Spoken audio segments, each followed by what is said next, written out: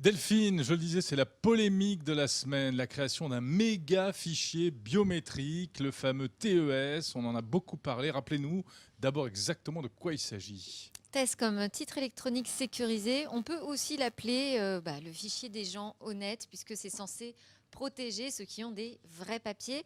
Il y en a d'autres qui préfèrent le traiter de fichier monstre ou encore de décret Halloween, puisque finalement c'est un décret qui est passé le dimanche 30 octobre Oui. dans la plus grande discrétion. Et Alors, qui fout la citrouille donc. qu'est-ce qu'il faut la citrouille? Pas mal. Il faut la pétoche aussi. Alors, qu'est-ce qu'il va faire ce fichier? En fait, il va fusionner dans une même base de données tout ce qui concerne votre passeport et votre carte d'identité. Aujourd'hui, ce sont deux fichiers distincts, donc ils se retrouveraient dans la même banque de données, ce qui veut dire qu'à peu près l'ensemble des citoyens français de plus de 12 ans se retrouveraient dans une base de données commune. Et c'est ça, aujourd'hui, qui inquiète, évidemment.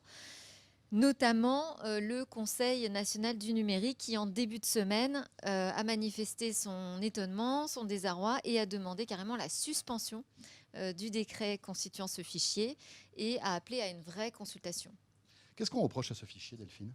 Alors, on lui reproche beaucoup de choses, mais il y a deux vrais grands dangers qui sont mis en avant, notamment par le Conseil national du numérique. Le premier, c'est quelle va être la finalité de ce fichier, c'est-à-dire que quel est le danger quant à l'utilisation qu'on va en faire.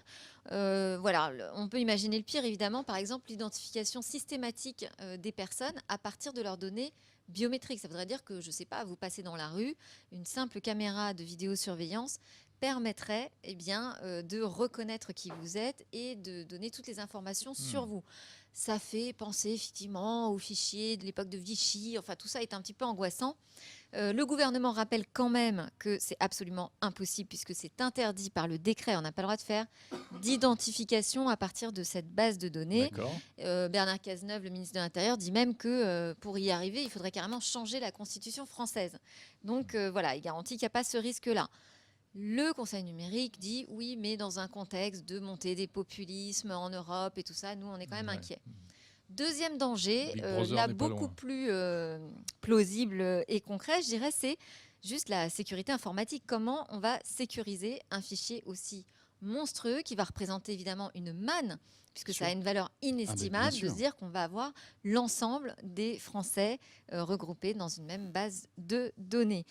Alors, je crois que l'objectif, c'est vraiment pas de remettre en cause le fond de ce décret, c'est plus de trouver des solutions pour qu'il respecte mieux la vie privée et qu'il soit mieux sécurisé. Et alors, comment, malgré tout, le gouvernement justifie-t-il cette initiative ? Alors, ce qui est intéressant et un petit peu le cas dans cette histoire, c'est que ce fichier a été présenté par le gouvernement précédent et que la gauche était vent debout, estimant que ça posait un vrai problème. Alors là, ce décret a été à nouveau présenté donc sous gouvernement de gauche.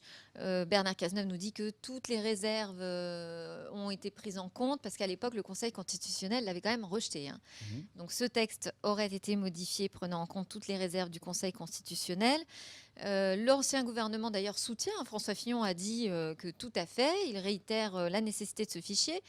La motivation principale, je le disais au début, c'est de lutter contre les faux papiers. C'est-à-dire que très rapidement, on pourrait consulter une base commune qui permettrait de voir si on est face à une usurpation d'identité ou pas. Donc c'est vraiment la protection du citoyen qui est mise en avant.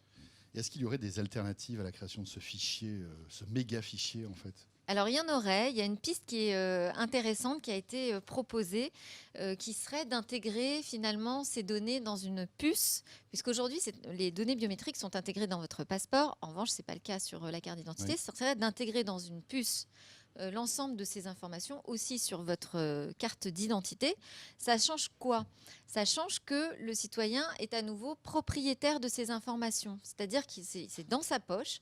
C'est lui qui les garde et qui en est le garant de sa sécurité. Et pour la police, elle pourrait tout à fait, lors de contrôle d'identité, demander simplement à consulter cette puce. Donc ça semble effectivement une solution assez sécurisée. Mais ne nous emballons pas parce que Bernard Cazeneuve a quand même dit qu'il ne suspendrait pas le décret, qu'il tenait à la constitution de ce fichier. Il a simplement, en revanche, changé un petit peu son discours. Il est prêt à engager un débat parlementaire. Donc il n'y aura pas de vote, mais il y aura des discussions. L'objectif, c'est trouver des moyens de modifier peut-être le texte, surtout pour rassurer sur l'aspect sécurité informatique. Bah, Et là, on attend des experts là-dessus. Delphine, je vais apporter une petite précision qui vient de tomber à l'instant même. Oui, puisqu'il y a une Sur nos conférence téléscripteurs, Voilà, comme il y a on dit. il y a une conférence de qui presse a de été Bernard tenue Cazeneuve. par Bernard Voilà. Cazeneuve là, il y a une heure. Eh ben voilà, c'est l'AFP qui annonce que on pourra refuser que nos empreintes digitales figurent dans ce fichier. Voilà, c'est une petite concession qui est faite. Voilà, je pense qu'il y aura comme ça des petites concessions qui vont être faites. Il va y avoir aussi les experts de l'ANSSI sur la sécurité des C'est systèmes tout frais. d'information sur les systèmes nationaux qui va être consulté, qui va apporter sans doute des réponses sur nos interrogations quant à la sécurité qui va protéger ce fichier. Mais on sait que rien n'est infaillible. Donc, C'est bizarre parce qu'on n'a Bon pas entendu courage. beaucoup parler de la CNIL dans ce. Alors, dans ils ce ont fichier. été elle s'est consultés. prononcée, Elle s'est hein. prononcée Et ils ont Ouais. regretté qu'il n'y ait pas eu d'étude d'impact Voilà. vraiment conséquente sur la D'accord. création de ce fichier.